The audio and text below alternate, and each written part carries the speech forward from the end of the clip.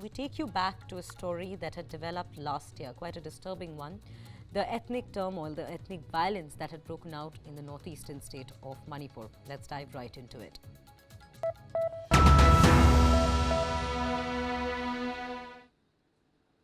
Now, May 3rd this year marks 1 year to the violence that had unfolded in the northeastern state of Manipur.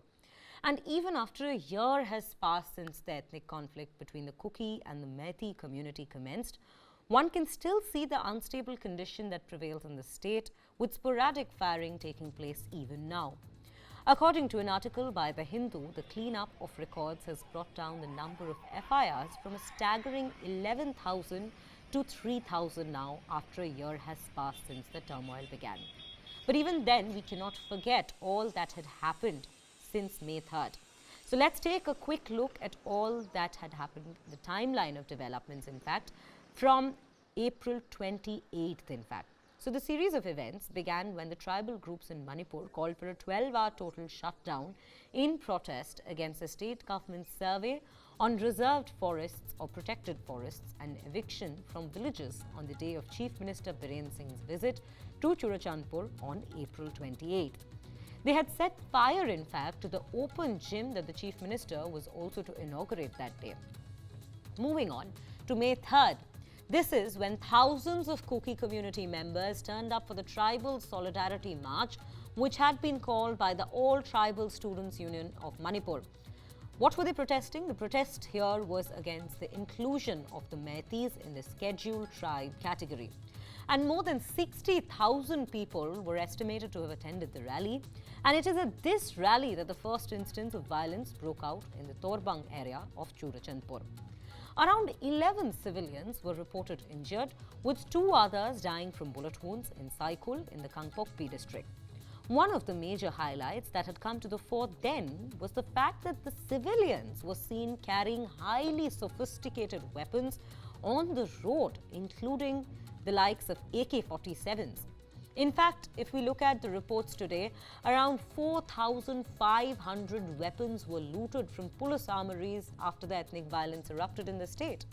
And out of those, only 1,800 weapons had been recovered so far, some even being surrendered by the civilians themselves. The next day, on May 4th, many fresh incidents of violence were reported from Imphal.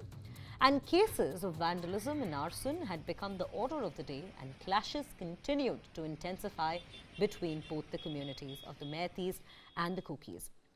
Amid this, rapid action force was deployed along with the army, CRPF, Assam Rifles and state police to contain the violence. And this is when a shoot-at-sight order had also been issued by the government, with the instruction, in fact clear instruction, that it only be resorted to in extreme cases whereby forms of persuasion, warning, reasonable force have been exhausted and the situation on the ground cannot be controlled without the shooting-at-sight order. Now, the situation was also made more fraught by landholding patterns. How? This is an impact of continuing with the colonial policies that segregated the state's tribal-dominated hill areas from the Meitei-dominated Imphal Valley. Within the first week of the conflict, after wide-scale violence and arson, a mass exchange of population was carried out by security forces. 2 camps could be seen being formed in Manipur. Meiteis living in the Kuki-Zomi majority areas such as Churachandpur, Kangpokpi and More were transported to the Meitei majority valley. And the Kuki-Zomis in Imphal and other Meitei majority areas were taken to Churachandpur and Kangpokpi, while many also fled the state to neighbouring Mizoram or elsewhere in the country. Taking a look at the mayhem caused, quantitatively, more than 1,500 people had been injured, around 60,000 people displaced within the state itself, and at least 13,247 structures had been gutted or destroyed. At least 28 people continue to be missing or presumed kidnapped or murdered. Tensions, however, still do run amok in the state, as there are 2 different demands in terms of solution.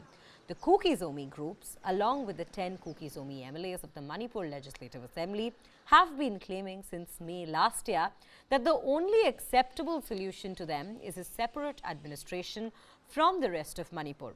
On the other hand, the spokesperson for the Kuki-Meitei, that is an organization representing the Meitei interests, said that the only way forward is for the centre to take a harder line with the Kuki-Zomi insurgent groups and suspend ceasefire settlements with them.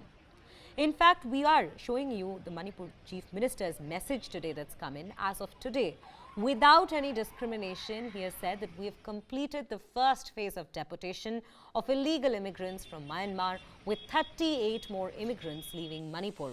And this is through Moreh. A total of 77 illegal immigrants have been deported in the first phase. One Indian national was also brought back from Myanmar during the handover ceremony. And the state government is continuing the identification of illegal immigrants, and at the same time, biometric data is being recorded. And he said that let's keep our borders and country secure at this point. This is the particular story that we've covered so far, the timeline of events that had developed since April 28th last year and the violence that had begun on May 3rd.